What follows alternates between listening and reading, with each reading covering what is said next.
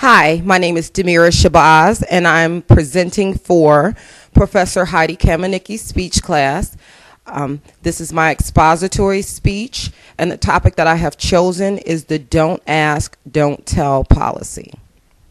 But before I begin today, I wanted to share with you some huge breaking news I just received a moment ago. And when I tell you that this is monumental, I mean just that. Sites like Facebook, Twitter, and all the news stations, CNN, MSNBC, have been ablaze all afternoon following this recent statement. Today, I've just received word that both the multi-billion-dollar hair and fashion industries have banned all openly straight designers and stylists.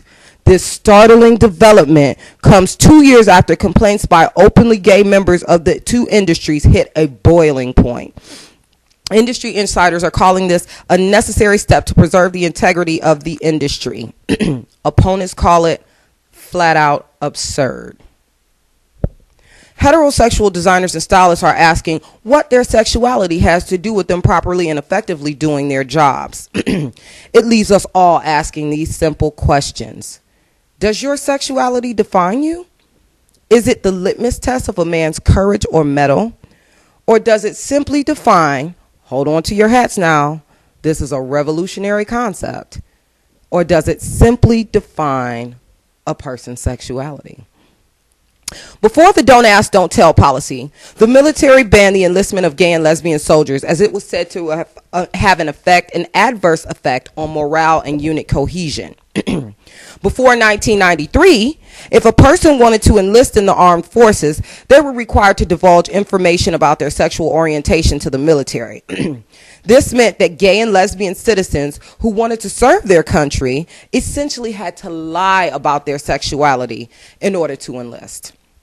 According to Cornell University Law School's Legal Information Institute, the Uniform Military Code of Justice, Title 10, Subtitle A, Part 2, Chapter 37, Section 654 states, the prohibition against homosexual conduct is a long-standing element of military law that continues to be necessary in the unique circumstances of the military. Soldiers are expected to live by the standards of conduct as set forth by the Uniform Military Code of Justice. And I quote, 24 hours each day, beginning at the moment the member enters military status and not ending until that person is discharged or otherwise separated from the armed forces. With Big Brother always watching, the chances of getting caught and outed were very high.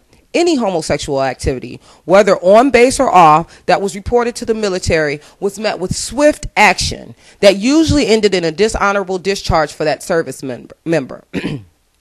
What's worse is that the burden of proof was not on the person who reported the alleged activity, and such reporting does not require the witness to testify or make allegations under oath. Staggering.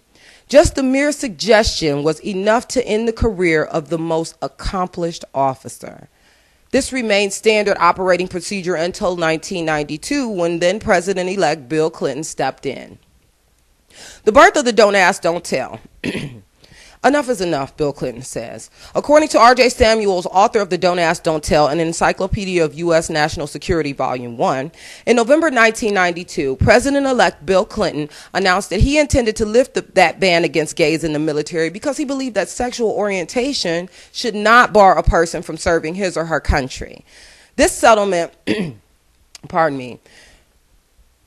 this sentiment was met with mixed reception. Some felt that a full lift on the ban was long since overdue, but others believe that the ban is necessary due to the, quote, working conditions that are often Spartan, primitive, and characterized by forced intimacy with little or no privacy. And that is according to Section 654A of the Uniform Military Code of Justice. Opposers of the DADT cite these conditions as reasons for continuing to impose the ban on gays in the military. Others, like Marine Corps General James Conway, have a slightly different opposition. General Conway asked this simple question: do we somehow enhance the warfighting capability of the United States Marine Corps by allowing homosexuals to openly serve? Conway went on to say, at this point, I think the current policy works. My best military advice to the committee, to the secretary, and to the president would be to keep the law such as it is. Well, this debate raged on, with each side offering point and counterpoint until a compromise was reached. What resulted was an awkwardly ineffective policy colloquially referred to as the don't ask, don't tell policy. But what started out as a policy meant to protect gay and lesbian service members has itself damaged cohesion and morale and has cost the United States taxpayers billions of dollars. And somewhere amid the controversy and debate were those gay and lesbian service members whose careers hang in the balance, not because of poor service or because of questionable ability, but because of their sexual orientation. From its inception in 1993 until present day, the current DADT policy has been scrutinized by both critics and supporters alike. Neither side seemed to be happy, with the way that the policy was written or what it entailed. It was clear that there was to be no utopian solution to this issue. This became more and more evident over time as countless lives and careers were torn apart by the policy. The costs began to add up.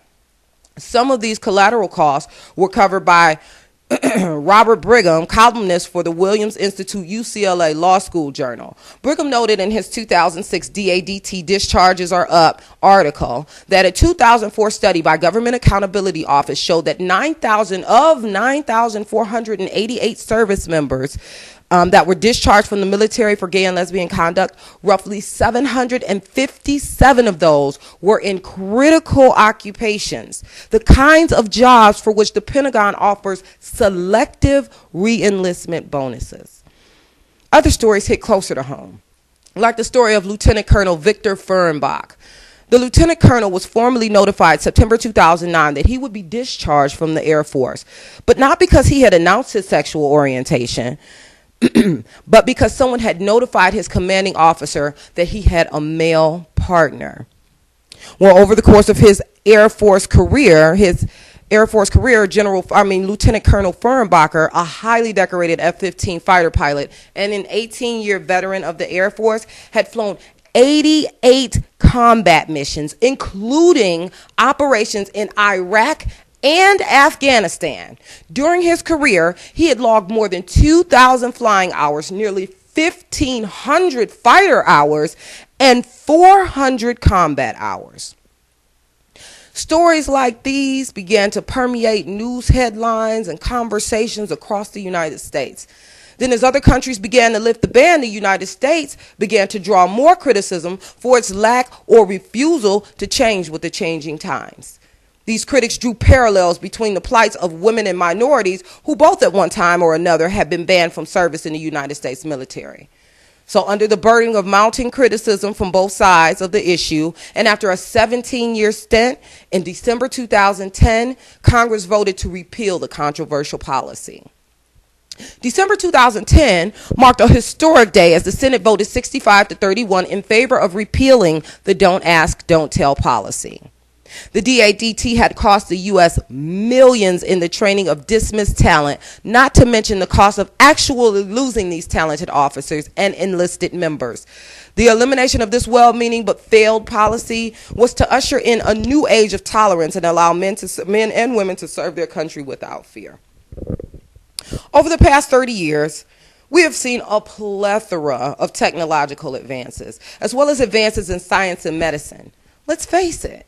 The world is changing, and adapting to that change is critical to staying in the forefront. Certainly, we have seen some truth on both sides of the argument, but the biggest lesson that we have learned is the lesson that appears in the Uniform Military Code of Justice itself. We learned that cohesion is an important part of the effectiveness of a group, any group. That means that in order for us to advance as a society, we will have to learn to act as a cohesive unit, working toward the betterment of all people. Moreover, we have learned that the lack of cohesion does destroy a unit. The only lesson that remains to be learned is whether, The only lesson that remains to be learned is that we are all inhabitants of this great American society, and hate it or love it, that includes the portion of the population that is gay, lesbian, transsexual, and transgender. We have to learn we have to learn how to respect each other. We may never know what part of the body or spirit is responsible for traits like courage or bravery. We may never know if there's a physiological difference between hetero and homosexual males that would prevent them from performing equally in combat. These are questions we may never get answers to. But what we do know is that it takes a special and unique person to give their life for the betterment of their country, and that is a sacrifice that should be rewarded irrespective of sexual preference. Senate repeal is the first step, but we must see through the most necessary change and begin to move forward. Thank you.